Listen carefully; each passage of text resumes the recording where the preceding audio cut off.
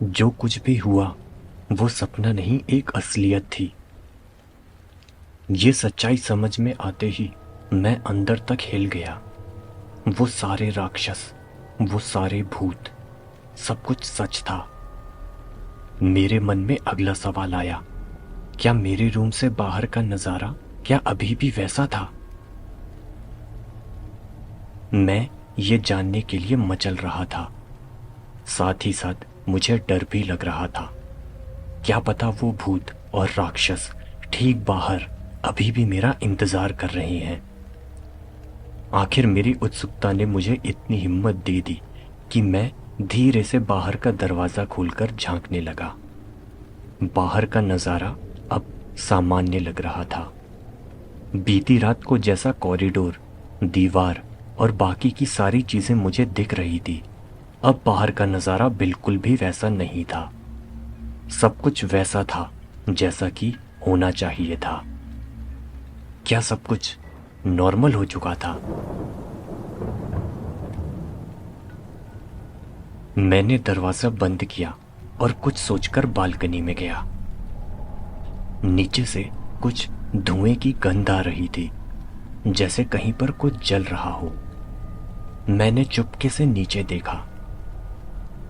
नीचे हमारी ही बिल्डिंग का एक गार्ड अपने हाथों में एक लोटा पकड़कर बिल्डिंग के चक्कर लगा रहा था। लोटे में जैसे कुछ जलता हुआ था, उसमें से ही धुआं निकल रहा था। उसके हिलते हुए मुंह को देखकर ऐसा साफ लग रहा था जैसे वो कुछ मंत्र पढ़ रहा हो। ये सब देखकर मेरा विश्वास और भी ज्यादा बढ़ गया कि इस बिल्डिंग में जरूर कुछ गड़बड़ है। पक्की बात थी कि इस बिल्डिंग में कुछ भूतिया चक्कर जरूर था।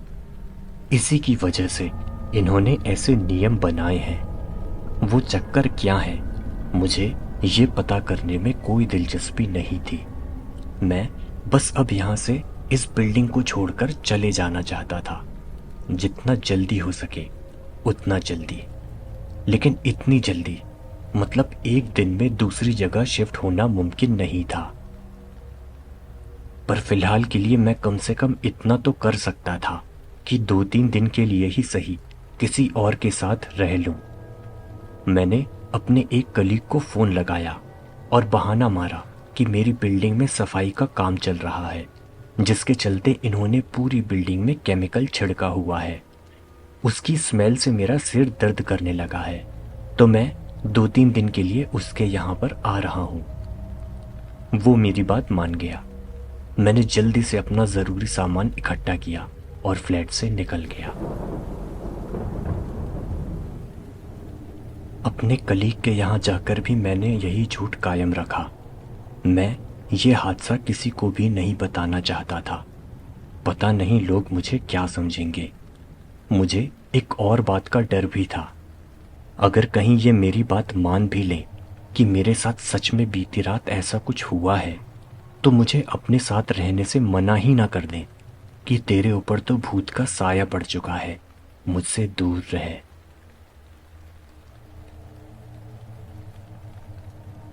मैंने अपने उस कलीग के साथ 3 दिन स्पेंड किए। तीनों दिन मैंने जमकर अपने लिए नया फ्लैट ढूंढा। इसमें मैंने अपने कलीग और रोहित की भी हेल्प ली थी, लेकिन हमें कोई कामयाबी हाथ नहीं लगी। बात तो ये निराशा वाली थी, लेकिन इन 3 दिनों में एक बात अच्छी भी हुई थी। मुझे दोबारा कोई भी भूतिया एक्सपीरियंस नहीं हुआ। इसका मतलब था कि मेरे ऊपर भूत का कोई साया नहीं था। ये सब सिर्फ उस बिल्डिंग, एक्लिप्स अपार्टमेंट तक ही सीमित था।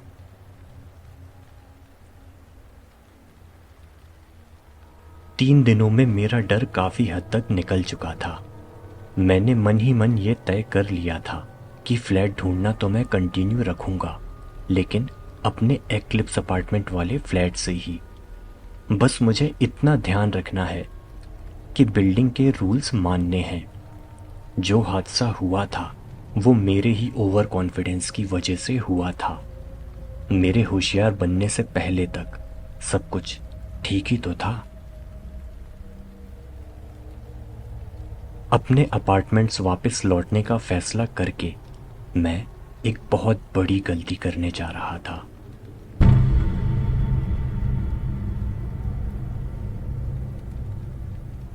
सुबह सुबह मैं वापस अपनी बिल्डिंग में पहुंचा। अंदर जाने से मुझे संकोच हो रहा था। बिल्डिंग के गार्ड्स ने भी मेरी तरफ अजीब निगाहों से देखा, जैसे उन्हें भी मेरा संकोच समझ में आ रहा था। हिम्मत करके मैं अंदर गया। एक एक सीढ़ी चढ़ने में मुझे अच्छी खासी ताकत सी लगानी पड़ रही थी। मेरा दिल कह रहा था कि वापस ना जाऊं, लेकिन दिमाग कह रहा था कि फिलहाल नया फ्लैट मिलने तक तो वापस रहना ही पड़ेगा। अपने फ्लैट 102 की तरफ जाते हुए मैं अपने पड़ोसी फ्लैट 101 के सामने से गुजरा। मेरे उसके सामने से गुजरते ही पीछे से दरवाजा खुलने की आवाज आई। कोई फ्लैट 101 से बाहर निकल रहा था। डर ने फिर से मेरे दिमाग को घेर लिया। मैं भागकर अपने फ्लैट के अंदर घुस गया और दरवाजे के पीक होल से झांकने लगा। फ्लैट 101 से निकलने वाले, उसमें रहने वाले लड़के ही थे, कोई राक्षस नहीं। उनको देखकर मुझे और भी ज्यादा आश्वासन मिला। दिन में सब कुछ ठीक है, मुझे बस रात में सावधान रहना है। मेरे ध्यान में फिर एक दूसरी बात भी आई। ये फ्लैट अगर नॉर्मल है तो क्या फिर ऊपर वाले दोनों फ्लैट 201 और 202, क्या वो भी नॉर्मल हो गए होंगे? पता लगाने के लिए मैं एक बार फिर से बाहर निकला। 3 महीनों में मैं आज तक कभी ऊपर गया ही नहीं था। धीरे धीरे सावधानी भरे कदमों के साथ मैं ऊपर पहुंचा। मैंने 201 की तरफ देखा, वही रूम जहां वो गिद्ध जैसे दिखने वाले राक्षस थे।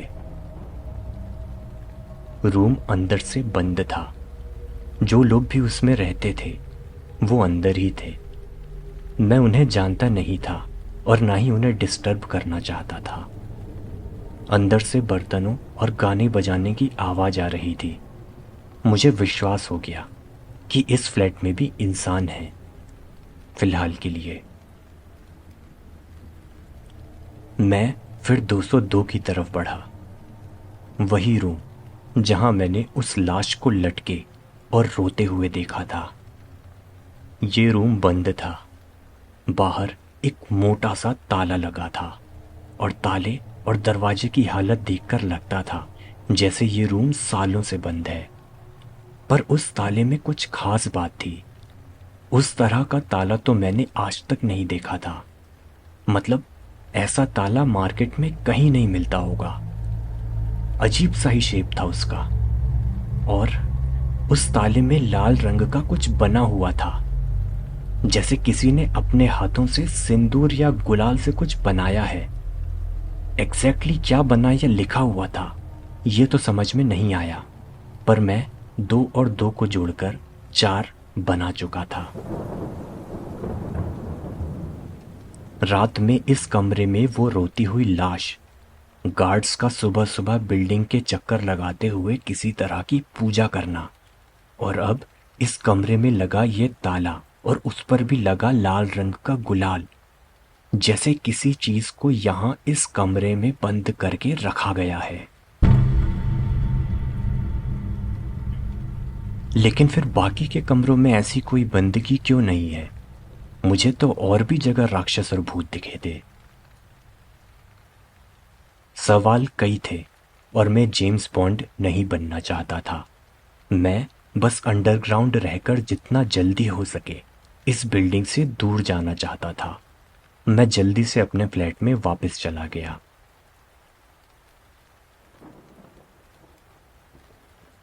दिन चढ़ता गया और कोई भी अजीब घटना नहीं हुई। इसके साथ ही साथ मैं अपने रूम में कंफर्टेबल होता गया। शायद 3 बजे होंगे। मेरा फोन बजा। ये रोहित का कॉल था। मैंने फोन पिक करके उससे बात की। दूसरी तरफ से उसने मुझे एक खुशखबरी दी। हाँ पीयूष, मैंने एक नया फ्लैट ढूंढ लिया है तेरे लिए। मेरे हिसाब से तो ठीक लग रहा है। मैंने फ्लैट के ओनर से बात भी कर ली है। वो तेरे कुछ डॉक्यूमेंट मांग रहे हैं, तो तू मुझे। आगे बोलते हुए शायद उसके फ़ोन के नेटवर्क में कुछ खराबी आने लगी। मैं इधर से हेलो हेलो करता रहा, लेकिन शायद उस तक मेरी आवाज़ नहीं पहुंची।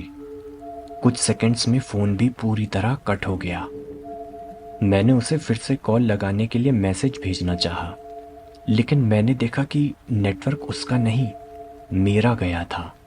सिर्फ फ़ोन का नेटवर्क ही नहीं, वाईफाई का सिग्नल भी पूरी तरह से बंद हो चुका था। पता नहीं अब वाईफाई को क्या हो गया। मैं सिग्नल पकड़ने के मकसद से अपने फ्लैट में इधर उधर घूमने लगा। अजीब बात थी, अचानक से फ्लैट में मुझे नेटवर्क मिलना ही बंद हो गया। आज तक तो मुझे फुल सिग्नल मिलता था। शायद कुछ टेम्पररी प्रॉब्लम होगी। ये सोचकर मैं फ्लैट से बाहर निकलने के लिए हुआ। मैंने बाहर निकलने के लिए दरवाज़ा खोलने की कोशिश की, लेकिन दरवाज़ा भी जाम हो चुका था। मैंने बहुत कोशिश की, लेकिन दरवाज़ा तो इस तरह से बंद हो चुका था जैसे ये दरवाज़ा हो ही नहीं, दीवार से ही चिपका दीवार का ही कोई हिस्सा हो। मैं पैनिक होने लगा। दिमाग में एक आइडिया आया।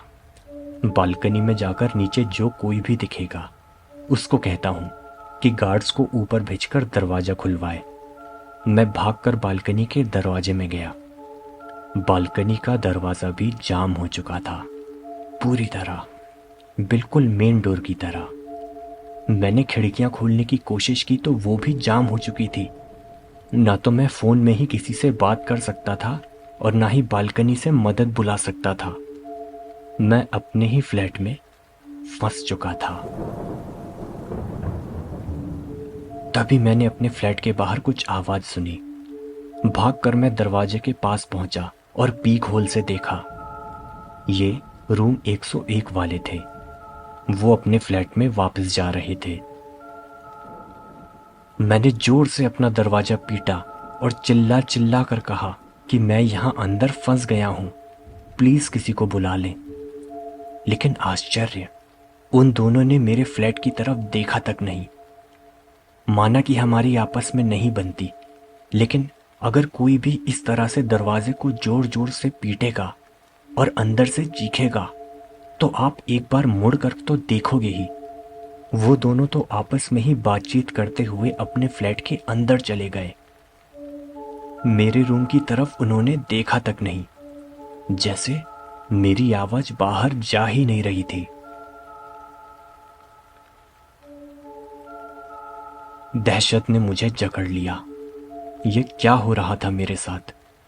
फोन का नेटवर्क भी चला गया, दरवाजे खिड़कियां भी जाम हो गई और मेरी आवाज भी बाहर नहीं जा रही। एक बार तो मैंने सोचा कि थोड़ी देर इंतजार करता हूं, शायद नेटवर्क वापस आ जाएगा, फिर फोन कर लूंगा किसी को। लेकिन अगले पल मुझे सच्चाई का एहसास हुआ। जैसे ही रोहित ने मुझे नया फ्लैट मिलने के बारे में बताया था, वैसे ही नेटवर्क गया और शायद उसी समय दरवाजे और खिड़कियां भी बंद हो गए। मतलब कुछ तो है जो नहीं चाहता कि मैं फ्लैट छोड़कर जाऊं। कोई तो है जो मुझे यहीं पर रखना चाहता है। पता नहीं जिस नतीजे पर मैं पहुंचा था वो सच था भी या नहीं, लेकिन मैं अब पूरी तरह से बदहवास हो चुका था। किसी भी तरह मैं यहां से निकलना चाहता था, या कम से कम किसी बाहर वाले को ये बतला देना चाहता था कि मैं अंदर फंस गया हूं। एक काम मैं कर सकता था, किसी तरह अगर मैं खिड़की का शीशा तोड़ दूं तो शायद मेरी आवाज बाहर चली जाए। मैंने अपने कमरे में पड़े सामानों में से ऐसे सामान ढूंढे जिससे मैं खिड़की के शीशे को तोड़ सकूं। मैंने कितनी ही देर और कितनी ही ताकत लगाकर कोशिश की, लेकिन शीशों में एक खरोंच तक नहीं आई, जैसे वो शीशे पता नहीं किस चीज के बने हों। मैंने 1 से 2 घंटे तक कोशिश की। पूरे घर का कोई भी शीशा, हल्का सा भी नहीं टूटा। अब तक मैं समझ गया था कि जिस भी चीज ने मुझे अंदर बंद किया है, बिना उसकी मर्जी के मैं बाहर नहीं निकल सकता। मैं किसी ऐसी शक्ति से टक्कर ले रहा था जिससे जीत पाना असंभव था। थक हार कर मैं वहीं बैठ गया और उम्मीद करने लगा कि ये सब बस एक बुरा सपना हो और ये बुरा सपना जल्दी ही खत्म हो जाए। बैठे बैठे रात हो गई।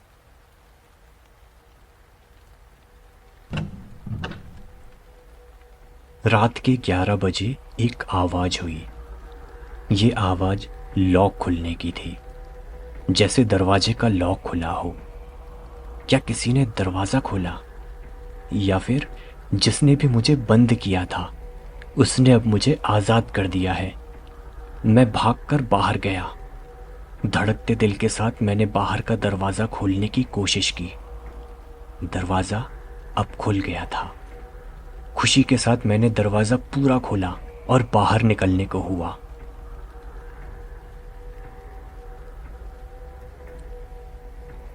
लेकिन बाहर का नजारा देखते ही साथ मैंने अपने कदम रोक लिए। बाहर का कॉरिडोर वो फिर से बदल चुका था, उसी तरह का जैसे 3 दिन पहले की रात में मैंने देखा था। और फिर से रूम 101, मेरा पड़ोसी फ्लैट, उसके दरवाजे के हैंडल को पकड़े वो भूत खड़ा था। खड़ा नहीं बल्कि हवा में लटका हुआ था।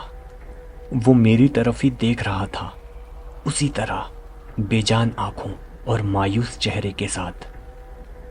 उसने फिर से मुझसे वही कहा, 202।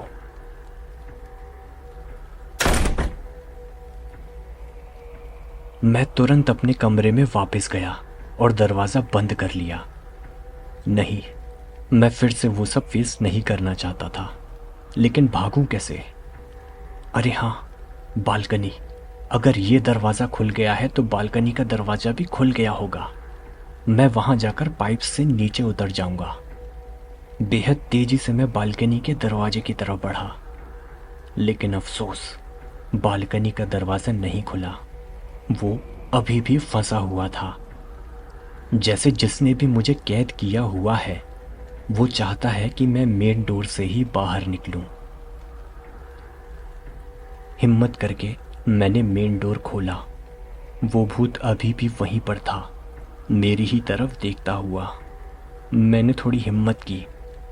वो राक्षस अंदर बंद होंगे। 201 वाले गिद्ध जैसे राक्षस भी अंदर ही होंगे और उन्हें मेरे होने का पता नहीं होगा। इस भूत ने भी मुझे पिछली बार नुकसान पहुंचाने की कोशिश नहीं की थी। कुछ सोचकर मैं तेजी से भागा। उस भूत के बगल से निकलकर मैंने नीचे जाने वाली सीढ़ियां पकड़ी। मैं नीचे उतरकर भागना चाहता था। बिना पीछे देखते हुए मैं नीचे उतरा। मेरे हिसाब से अब मुझे ग्राउंड फ्लोर पर पहुंच जाना चाहिए था, लेकिन मैंने सिर ऊपर उठाकर देखा। मैं तो सेकंड फ्लोर से नीचे उतर रहा था, मतलब मैं वापस फर्स्ट फ्लोर पहुंच गया था। मेरे सामने फिर से वो भूत था। मैं फिर से भागा और नीचे उतरा, पर फिर से फर्स्ट फ्लोर में ही पहुंच गया। कितनी ही बार मैं नीचे उतरा, लेकिन हर बार मैं वहीं पहुंच जाता था।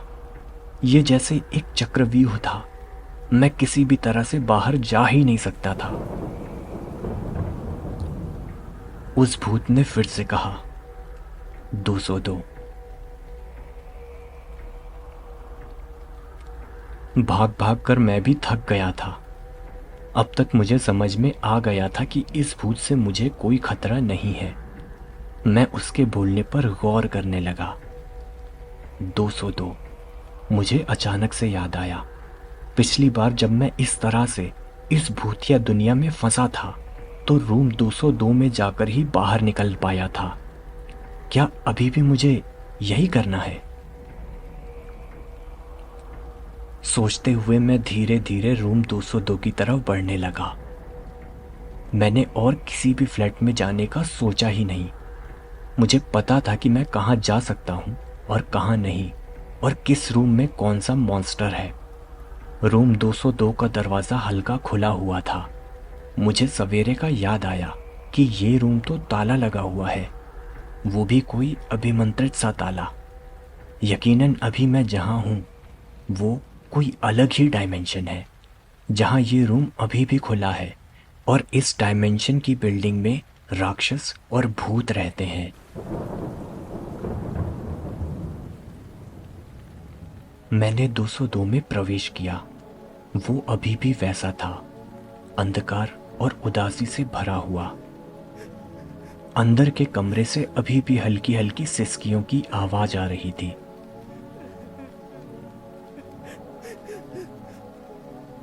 मैंने डरते हुए धीरे से अंदर के कमरे का दरवाजा खोला। इस बार जो मैंने देखा वो पिछली बार से अलग था।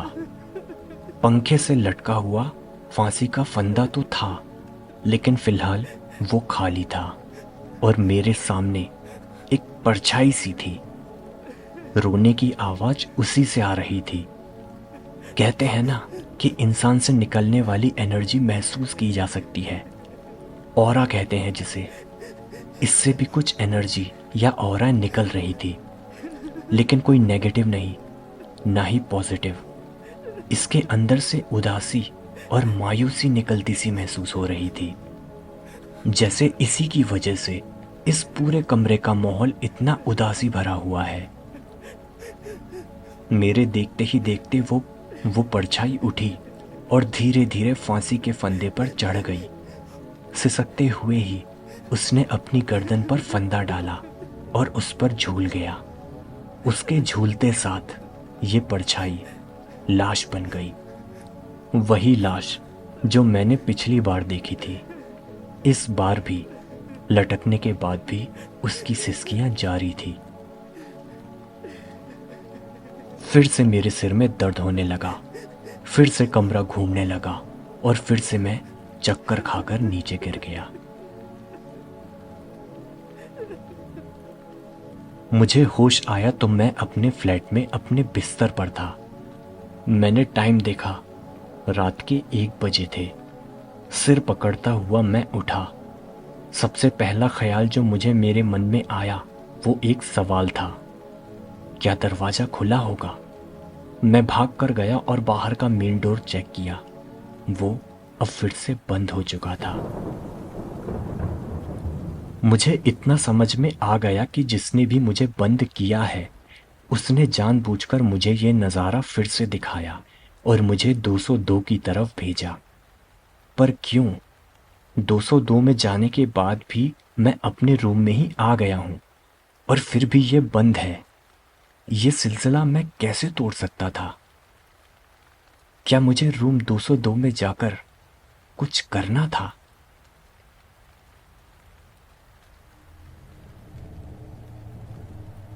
उस रात फिर मुझे नींद नहीं आई।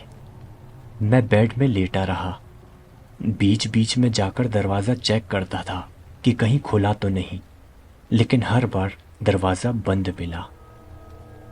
मैं अभी भी अंदर फंसा हुआ था। पूरी रात मुझे इंतज़ार रहा कि शायद दरवाज़ा फिर से खुलेगा। शायद इस बार मैं कुछ ऐसा करूं जिससे ये सिलसिला टूट जाए और मैं फ्लैट से आज़ाद हो जाऊं। लेकिन मुझे दोबारा मौका मिला ही नहीं, कम से कम उस रात तो नहीं। सुबह हो गई लेकिन दरवाज़ा दोबारा नहीं खुला। रात भर से जगा हुआ मैं भी थक चुका था। शायद 2 दिन हो चुके थे और मैं ठीक से सोया नहीं था। थक हार कर मैं भी सो गया। अच्छा हुआ कि मैं सो गया था।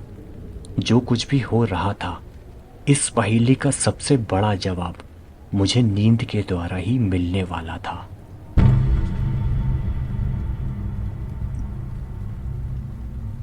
कुछ देर बाद मेरी नींद खुली। मैं अपने बेड पर उठकर बैठ गया। आंख मलते हुए मैं बेड से नीचे उतरा, पर अगले ही पल अपना रूम देखकर मैं चौंक गया। ये मेरा रूम नहीं था। मैं सोया तो अपने रूम में था, लेकिन उठा या कहां पर हूं? ओ नहीं, कहीं मैं फिर से दूसरे डायमेंशन में तो नहीं पहुंच गया। मैंने अपने आसपास की और चीजों को देखा, सब कुछ अलग था। मेरा खुद का कुछ भी सामान मुझे नजर नहीं आया। साथ में यहाँ की हवा भी भारी सी लग रही थी। यकीनन कुछ तो हुआ था।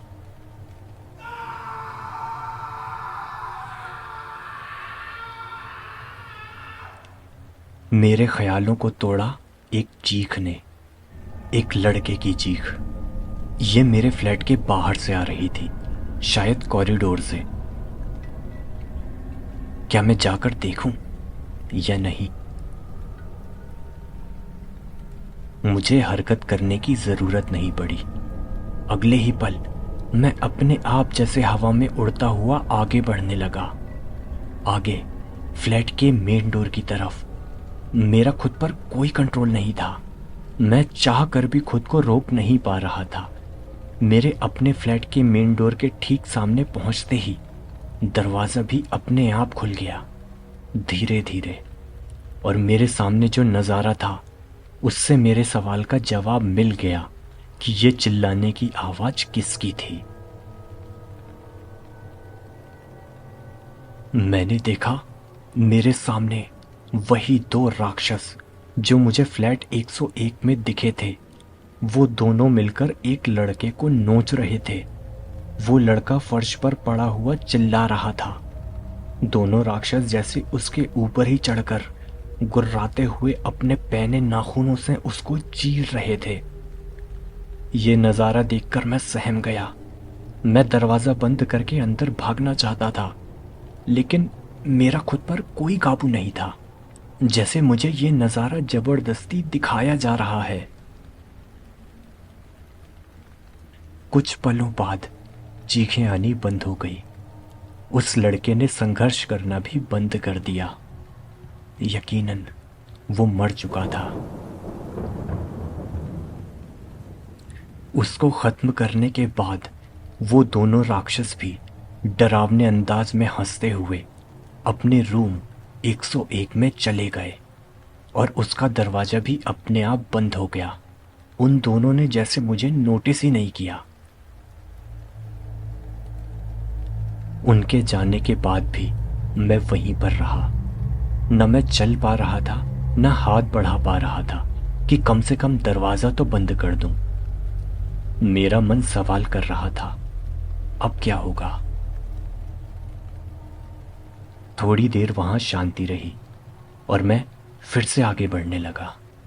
अपने आप उसी तरह से लगभग उड़ता हुआ मैं उस लाश के पास आ गया, ठीक उसके सिर के पास। अब इतनी पास से उसको देखने से वो मुझे थोड़ा देखा देखा सा लगने लगा। हालांकि ये लाश पेट के बल जमीन पर पड़ी थी और उसका चेहरा फर्श की तरफ था। पर ये कपड़े, ये जख्म, मैंने ये कहीं देखे थे, पर कहां? इसका जवाब मुझे मिला, अगले ही सेकंड मिला।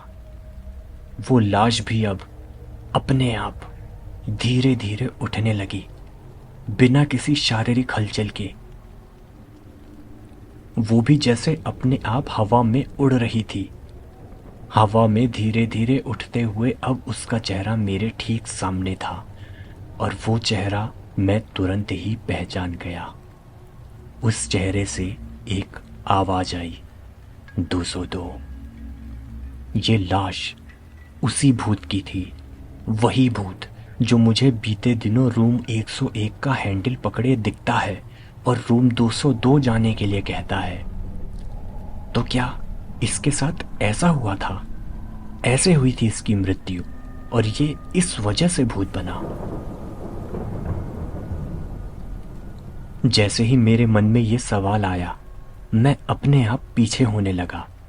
जिस तरह से उड़ता हुआ मैं बाहर आया था, उसी तरह से उड़ता हुआ मैं पीछे जाने लगा।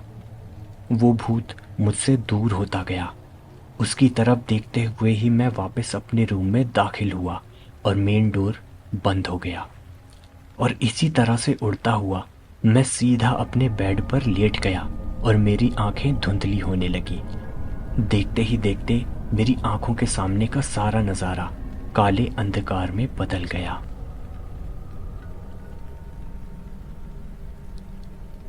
एक झटके के साथ मैंने अपनी आंखें खोली और मैं बेड से उठा। मेरे आसपास का नज़ारा अब वापस नॉर्मल हो चुका था। मैं अपने ही कमरे में था, बेड पर लेटा हुआ। जो भी मैंने देखा वो एक सपना था। हाँ, वो सब एक सपना था, लेकिन ये सपना मैंने खुद नहीं देखा था। यकीनन ये सपना मुझे दिखाया गया था, उस भूत के द्वारा। शायद वो अपनी कहानी मुझे बता रहा था कि उसके साथ क्या हुआ। शायद वो यहाँ पर फंसा हुआ है और उसकी मुक्ति का राज रूम 202 में है। और शायद ये भूत नहीं चाहता कि मैं ये फ्लैट छोड़कर जाऊं, कम से कम उसे मुक्त कराने से पहले तो नहीं। इसीलिए शायद इसी भूत ने मुझे यहाँ अपने ही फ्लैट में कैद कर रखा है। सारी बातें इसी तरफ इशारा कर रही थी।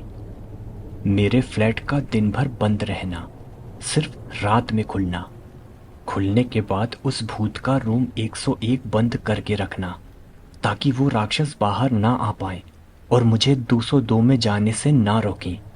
वो चाहता है कि मैं रूम 202 में जाकर कुछ तो करूं। कुछ तो करना था मुझे वहां जाकर, जिससे उसे मुक्ति मिल जाए। लेकिन क्या? मुझे कुछ भी नहीं सूझ रहा था। एक ही काम कर सकता था। अगली बार, मतलब आज रात जब दरवाज़ा फिर से खुलेगा, तो रूम 202 अच्छे से चेक करना होगा। शायद कुछ क्लू मिल जाए। इसके अलावा मैं और कुछ कर भी नहीं सकता था। अब बस रात का इंतज़ार था। मेरा सारा प्लान इस बात पे निर्भर करता था कि आज रात में मेन डोर फिर से खुलेगा। मुझे विश्वास था कि वो ज़रूर खुलेगा।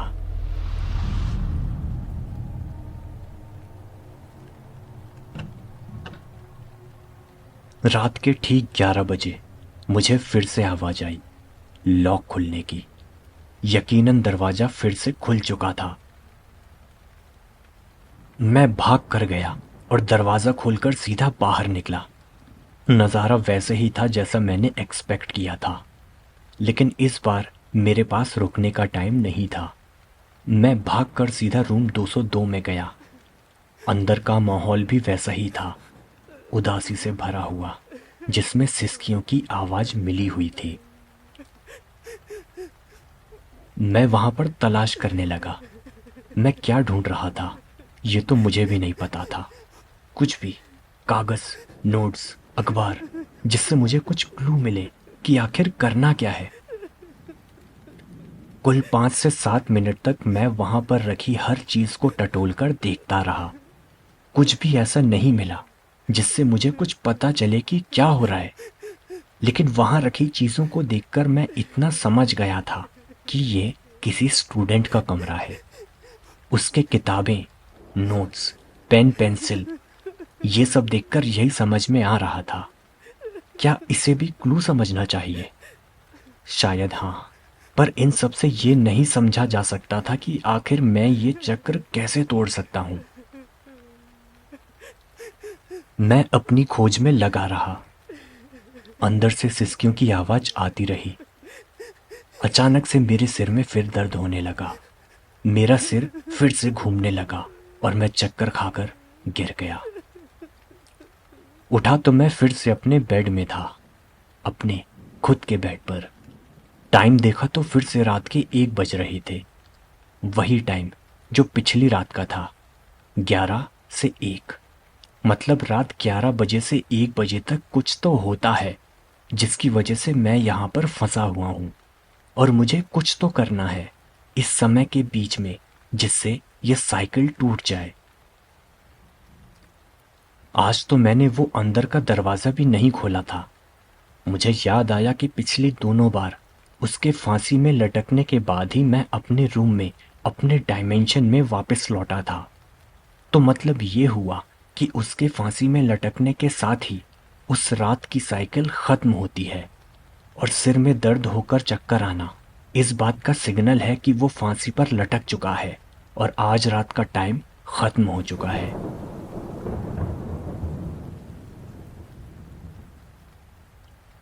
पर 1 मिनट, अगर मैं उसको फांसी पर लटकने से रोक दूं तो मेरे दिमाग में बिजलियां चलने लगी। जितना मुझे समझ में आया और मैंने अनुभव किया, रात की ये पूरी साइकिल उसके फांसी पर लटकने पर खत्म होती थी। मतलब इस साइकिल का आखिरी एक्ट उसका फांसी पर लटकना होता है। अगर मैं उसको फांसी पर ना लटकने दूं तो शायद ये साइकिल टूट जाए। हाँ, जरूर यही करना होगा मुझे। मैं बेहद उत्साहित हो चुका था। इस अंधकार में मुझे आशा की किरण नजर आने लगी।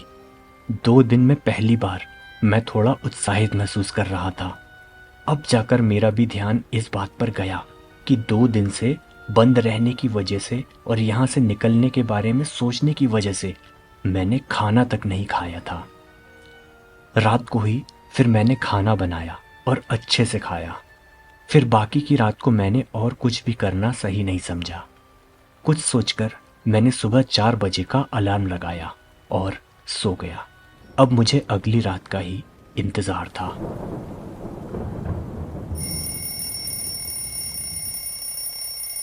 4 बजे के अलार्म ने फिर मुझे उठाया। मैं जल्दी से उठकर बाहर के कमरे में गया और खिड़की से नीचे देखने लगा। मुझे कुछ शक था जिसे मैं पक्का करना चाहता था। थोड़ी देर में मुझे नीचे बिल्डिंग का गार्ड दिखा। नीचे आज भी वो गार्ड अपने हाथ में जलता हुआ लोटा लेकर कुछ मंत्र पढ़ता हुआ बिल्डिंग के चारों ओर चक्कर लगा रहा था। मैंने नोटिस किया कि कुल 9 चक्कर लगाए थे उसने। ये कुछ तो करता है और पक्का बिल्डिंग में मौजूद इन भूतों से संबंधित ही कुछ करता है। क्या इसी ने तो यहाँ पर इन्हें कैद करके नहीं रखा? खैर, मैं वापस सोने जाने लगा। पर बेडरूम की तरफ जाने से पहले किचन का नज़ारा देखकर मैं चौंक गया। पर यह चौंकना किसी डर की वजह से नहीं था, बल्कि एक तरह की खुशी की वजह से था। बीती रात मैंने खाना बनाकर और खाकर जो बर्तन किचन में रखे थे वो धुले हुए रखे थे। इन्हें किसने धोया? क्या उस भूत ने? जैसे वो मुझे कह रहा हो, तुम मुझे आजाद कराने के बारे में सोचो, घर के काम मैं कर दूंगा। मुझे अब पक्का विश्वास हो गया कि ये भूत मेरा नुकसान नहीं चाहता। वो दरवाजा पकड़कर मुझे उन राक्षसों से बचाता भी है और आज रात तो इसने बर्तन भी धो दिए। वो बस मुझसे मदद चाहता है और नहीं चाहता कि उसको मुक्त कराने से पहले मैं ये फ्लैट छोड़कर जाऊं। चलो ठीक है। मुस्कुराता हुआ मैं फिर से सोने चला गया।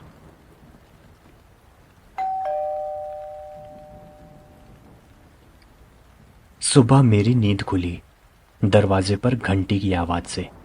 कोई दरवाजे पर था। बेहद उत्साह के साथ मैं भागकर दरवाजे पर गया। दरवाजा खुलना क्या था, पर मैंने पीक होल से देखा। बाहर रोहित था। मैंने दरवाजा जोर जोर से पीटा। उसको खूब चिल्ला चिल्ला कर कहा कि मैं अंदर बंद हूं, मुझे निकालो। लेकिन वो वहीं खड़ा रहा और घंटी बजाता रहा। उसे कुछ भी सुनाई नहीं दे रहा था। कुछ देर में वो घंटी बजाता हुआ मेरा नाम भी जोर जोर से लेने लगा और दरवाज़ा भी ठोकने लगा। धीरे धीरे उसने और जोर से मेरा नाम लेना और दरवाज़ा पीटना शुरू किया। इतनी घंटियां सुनकर और दरवाज़ा पीटने की आवाज़ सुनकर शायद दूसरे फ्लैट में रहने वाले भी बाहर आने लगे। मैंने देखा कि फ्लैट 101 में रहने वाले लड़के बाहर आ चुके थे। रोहित उनसे बात करने लगा। क्या आपने इस रूम में रहने वाले लड़के को देखा है? हाँ, वैसे तो देखा है, लेकिन शायद 2 या 3 दिनों से नहीं दिखा वो। उसके फ्रेंड्स के साथ अक्सर घूमने जाता रहता है ये, तो हमें लगा शायद कहीं बाहर रह रहा है।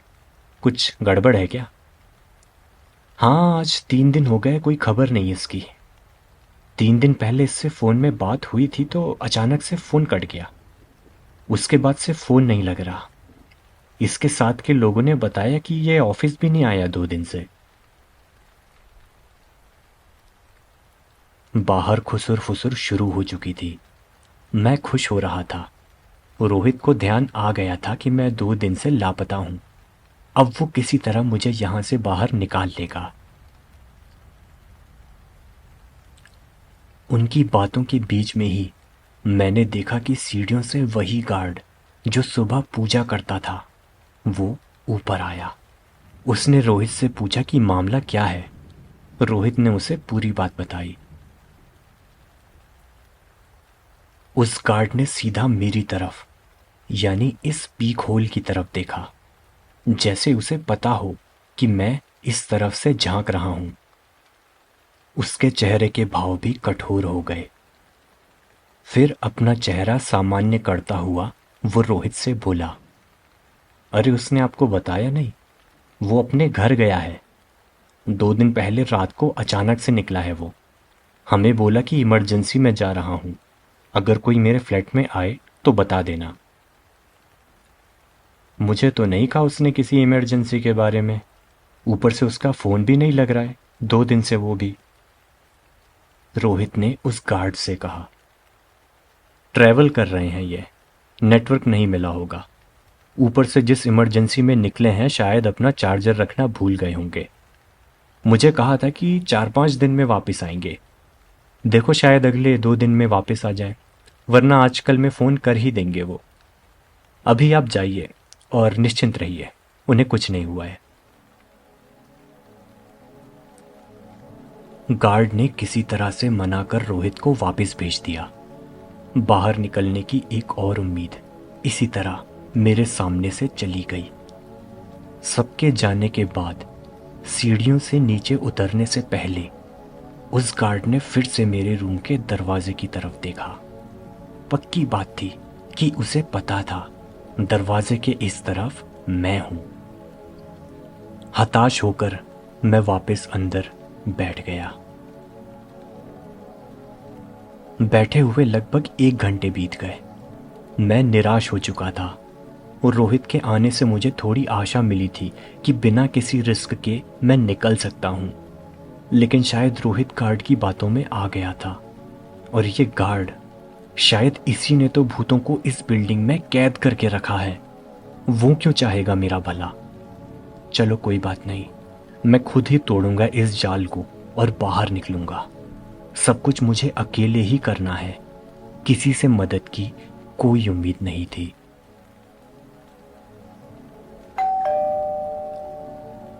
दरवाजे की घंटी फिर से बजी। क्या रोहित वापस आ गया था? मैं भाग कर गया और पीक होल से देखा। बाहर वो गार्ड था और उसके साथ में कोई और भी था। लगभग 40 की उम्र का, दुबला पतला सा, क्लीन शेव्ड और आंखों पर चश्मा लगाए एक आदमी। उसके चेहरे के भाव देखकर वो बेहद गंभीर और पढ़ा लिखा समझदार इंसान लग रहा था। उनके 2-3 बार घंटी बजाने के जवाब में मैं अंदर से जोर जोर से दरवाज़ा पीटकर अपने आप को बाहर निकालने की गुजारिश कर रहा था, पर वो भी मेरी आवाज़ नहीं सुन पा रहे थे। उस चश्मे वाले शख्स ने अपने बगल में टंगे हुए बैग में से कुछ निकाला और फिर उसे दरवाजे की तरफ बढ़ाया। ये जैसे कुछ सफ़ेद रंग का पाउडर जैसा था। उन्होंने इस पाउडर से जैसे दरवाजे पर कुछ बनाया या सिर्फ लगाया और उसकी तरफ देखने लगे। कुछ पलों बाद इस तरफ देखते हुए ही उनकी आंखें बड़ी हो गई, जैसे जो वो देख रहे थे उसने उन्हें आश्चर्यचकित कर दिया हो। उस शख्स ने तेजी से अपने बैग में से एक नोटबुक जैसा कुछ निकाला, उसमें कुछ लिखा और वो नीचे झुक गया। मेरे दरवाजे के नीचे से मैंने एक कागज अपनी तरफ बढ़ता हुआ देखा। ये कागज उस शख्स ने नीचे से मेरी तरफ सरकाया था। मैंने जल्दी से वो कागज खोला और उसको पढ़ने लगा। उसमें लिखा था, मुझे पता है कि तुम अंदर बंद हो। चिंता मत करो, जैसा मैं कहता हूं वैसा करो, मैं तुम्हें बाहर निकाल लूंगा।